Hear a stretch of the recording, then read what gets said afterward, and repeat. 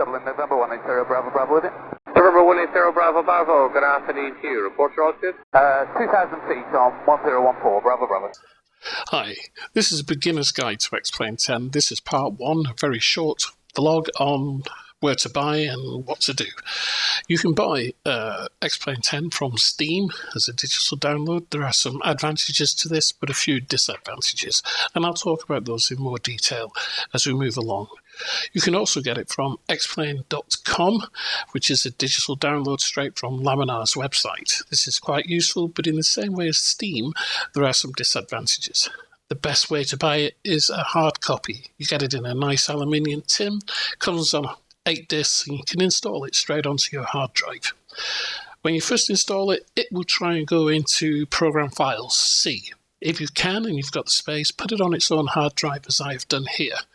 It is far better. Here you can see the folder on my hard drive.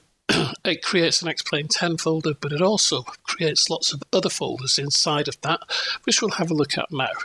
And you can see there's a wide variety of folders. You've got aircraft folders, custom scenery folders, global scenery, etc., and some smaller files. Here is my aircraft folder, and I've split this up with other folders inside it.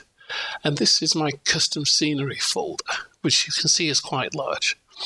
There are 2 files that are very important, and I'll talk about these in greater detail in the future beginner's guides. And the 2 files are the scenery ini file and the log text file. You can see the log file just there next to the little computer executable icon.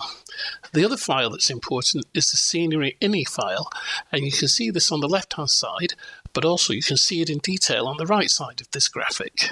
In the middle is a very important graphic, because this is the way that you order things within the scenery ini file. It's extremely important, and as we move into the further vlogs in this beginner's guide, I will go into greater detail about these 2 files and how important they are. The main thing you need to remember is that once you've got Xplane 10, do not allow it to install into program files on your C drive. If you have got a spare drive, put it onto that by itself. If not, put it into its own directory on your C drive. Do not allow it to go into program files. Unlike the other simulators, it is a folder and a program in its own right. So once you've installed it, it's installed on its own. It doesn't put anything into Windows 7 or Windows 10. It is just a standalone program. It's almost like an app on your phone. It is standalone. And I'll explain more about that as we go into further guides in a couple of weeks. This is very short. Hope it's been useful, and I'll speak to you soon. Cheerio. Yeah.